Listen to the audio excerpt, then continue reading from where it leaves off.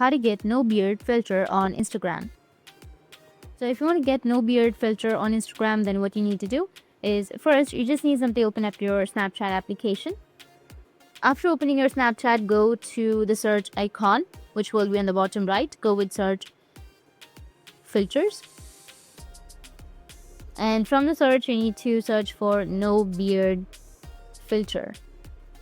Now once you've searched, what you need to do is go and select any filter that you're comfortable with, any beard filter, and then take a video.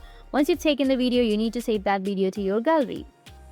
And after saving that video or that snap to your gallery, you can go back and open up your Instagram. And if you want to post it on your story, or if you want to post it on your feed, you can just simply go with the plus icon, which is on the bottom middle,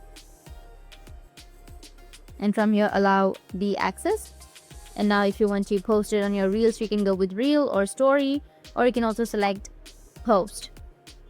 Select the video that you've just saved from Snap and just post it on your Instagram.